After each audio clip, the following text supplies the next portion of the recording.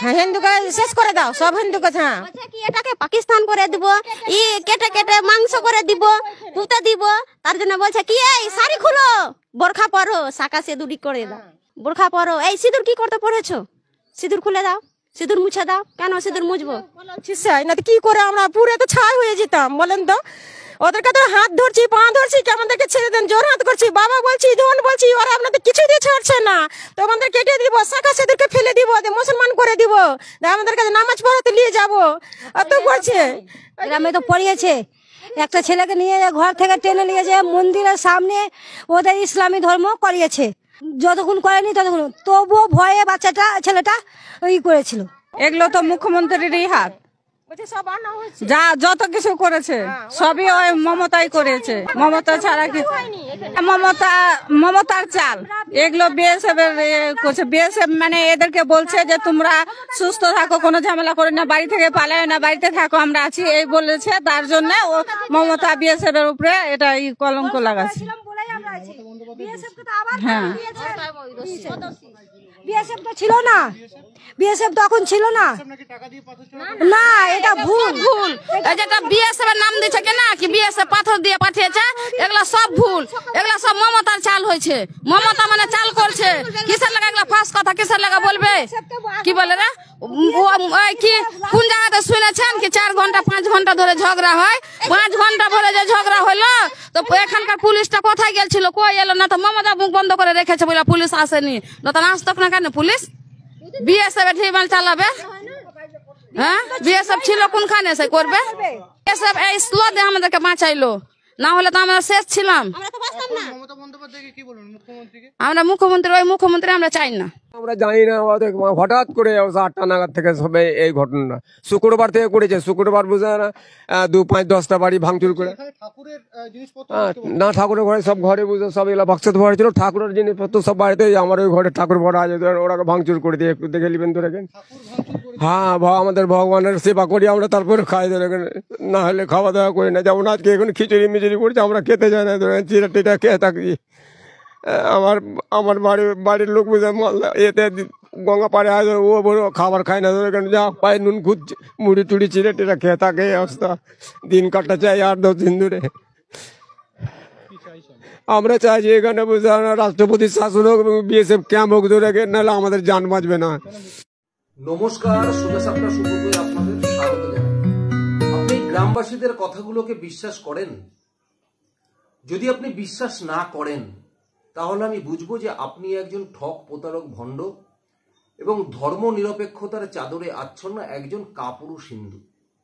না হলে বুঝবো যে আপনি তৃণমূল কংগ্রেসের উচ্ছিষ্ট ভোগী, যে তৃণমূল কংগ্রেস না করলে আপনার সংসার চলবে না। তাই চোখ কান বন্ধ করে আপনি এই কথাগুলোকে অস্বীকার করতেই পারেন। দেখুন, এই মহিলাগুলোর মুখেই হয়তো একটা সময় মমতা বন্দ্যোপাধ্যায় জিন্দাবাদ আর মমতা ব্যানার্জির জয়ধ্বনি ছিল, এবং তারা অনুভব করেছিল যে মমতা বন্দ্যোপাধ্যায় 1000 টাকা দিচ্ছে, সুতরাং আমাদের সব ভোট মমতা বন্দ্যোপাধ্যায়কে। কিন্তু দেখুন, সেই সমস্ত গরিব, দরিদ্র, কম পড়াশুনো যারা মানুষগুলো আজকে উপলব্ধি করতে পারছে যে মমতা বন্দ্যোপাধ্যায়ের ছল চাতুরিপনা কি লেভেলের। তারা অনুভব করতে পেরেছে যে 1000 টাকার থেকেও অনেক বড় নিজেদের ধর্মকে বাঁচিয়ে রাখা, 1000 টাকার থেকেও অনেক বড় নিজেদের সতীত্বকে বাঁচিয়ে রাখা, 1000 টাকার থেকেও অনেক বড় যে ভিটেমাটি নিয়ে আমরা যেখানে বসবাস করছি সেখানে স্থায়ীভাবে বসবাস করা। তাই আজকে এই গ্রামের মহিলারা সমস্ত ভয় ভীতি উপেক্ষা করে তারা আজকে মুখ খুলতে শুরু করেছে। দেখুন, মুর্শিদাবাদে যে ঘটনাটি ঘটেছে তারপরে কলকাতা হাইকোর্টের তদন্ত কমিটি যে রিপোর্ট কলকাতা হাইকোর্টে দিয়েছে সেখানে পরিষ্কার হয়ে গেছে যে তৃণমূল কংগ্রেসের মদত সেখানে ছিল, তৃণমূল কংগ্রেসের কাউন্সিলর, এমএলএ তারা যুক্ত ছিল। তারা কিভাবে সেখানকার হিন্দুদের উপরে অত্যাচার করেছে এবং এই ওয়াকফ বিল নিয়ে যে আন্দোলনটা সেখানে সংগঠিত করবার চেষ্টা করেছে সেটা শুধুমাত্র দেখানো। তার পেছনে একটাই উদ্দেশ্য ছিল, হিন্দু শূন্য করা।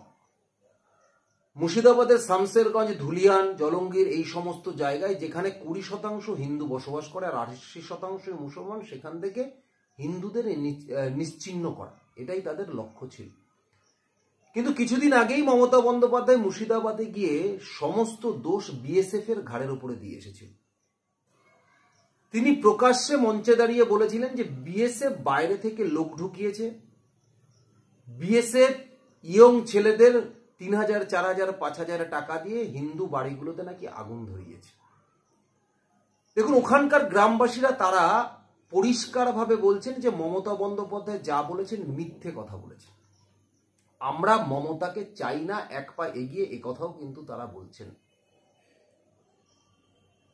তারা বলছেন যে এই পশ্চিমবঙ্গে বসবাস করে একজন হিন্দু ঘরের মহিলাকে শুনতে হচ্ছে শাখা ভেঙে ফেল, সিঁদুর তুলে ফেল, বোরখা পর। এই পশ্চিমবঙ্গে যিনি কলকাতা কর্পোরেশনের মেয়র হিসেবে ফিরহাদ হাকিম বসে আছে, তিনি কলকাতাকে মিনি পাকিস্তান, কলকাতায় আগামী দিনে 50% মানুষ উর্দুতে কথা বলবে, তিনি হিন্দুদের ইসলামে দাওয়াত দেওয়ার কথা বলেছেন। মুর্শিদাবাদে দাঁড়িয়ে হুমায়ুন কবির 30% হিন্দুদের ভাগীরথীতে ভাসিয়ে দেওয়ার কথা বলেছে। তারপরে দাঁড়িয়েও এই রাজ্যের শাসক দল মমতা বন্দ্যোপাধ্যায়ের পক্ষ থেকে কোনো রকম কথা উচ্চবাচ্য করা হয়নি। প্রশাসনেরও এদের বিরুদ্ধে কোনো ব্যবস্থা নিতে আমরা দেখিনি। তখনই এই সমস্ত হিন্দুদের বা এই রাজ্যের হিন্দুদের বুঝে যাওয়া উচিত ছিল। কিন্তু এই রাজ্যের হিন্দু বাঙালিরা তারা বোঝেনি বলেই 3-3বার মমতা বন্দ্যোপাধ্যায়কে ভোট দিয়ে ক্ষমতায় এনেছেন।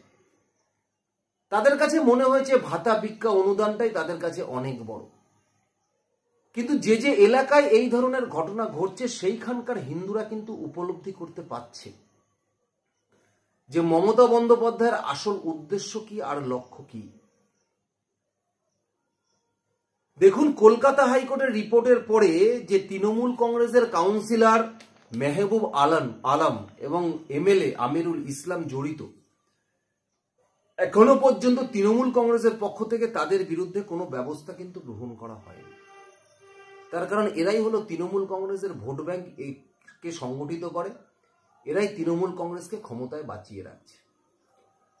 এরপরে ভাবুন যে 2026-এ আবার যদি তৃণমূল কংগ্রেস ক্ষমতায় আসে, তাহলে আপনার মনে হয় এই মুর্শিদাবাদের শামসেরগঞ্জ, ধুলিয়ান, জলঙ্গির এই যে সমস্ত জায়গাগুলো রয়েছে, বা যেখানে বলতে পারেন আপনি বেদবোনায়, যেখানে 113টা প্রায় বাড়ি পুড়িয়ে দেওয়া হয়েছে, এরা কেউ আর ওখানে থাকতে পারবে?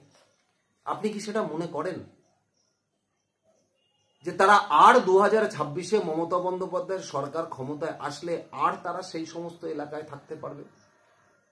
অর্থাৎ মুর্শিদাবাদের এক একটি গ্রাম, যে যে গ্রামগুলোতে এখনো পর্যন্ত 20%, 22% হিন্দু রয়েছে, সেই সমস্ত জায়গা নিমেষে 2026-এর পরে হিন্দু শূন্য হয়ে যাবে। তাদের সম্পত্তিগুলো দখল হয়ে যাবে, তাদের বাড়ির মেয়েরা, বউরা হস্তান্তর হয়ে যাবে, প্রাণ বাঁচাতে পালাবে কেউ কেউ। কতজনের যে মৃত্যু হবে তার কোনো ঠিকানা নেই, থাকবে না। আশা করি এটা আপনারা খুব ভালোভাবে উপলব্ধি করতে পারছেন। তবে 2026-এর ভোটেও যদি আপনারা যে ভুল 2021-এ করেছেন সেই ভুল আবার আপনারা করেন, তাহলে স্বয়ং ভগবানও এসে আপনাদের আর বাঁচাতে পারে। এটুকু আমি আপনাদের বলতে পারি, দায়িত্ব নিয়ে বলতে পারি। বাকিটা আপনারা যথেষ্ট বুদ্ধিমান, আপনারা জানেন ভাতা নিয়ে কোন সরকারকে ভোট দিতে হবে। সুতরাং আপনারাই খুব ভালো করে জানেন যে এই সরকারকে 2026-এ আবার ক্ষমতায় আনলে কি পরিণতি হতে পারে। সুতরাং বাকিটা আপনারা চিন্তা ভাবনা করে ভোটটা দেবেন। ধন্যবাদ, নমস্কার।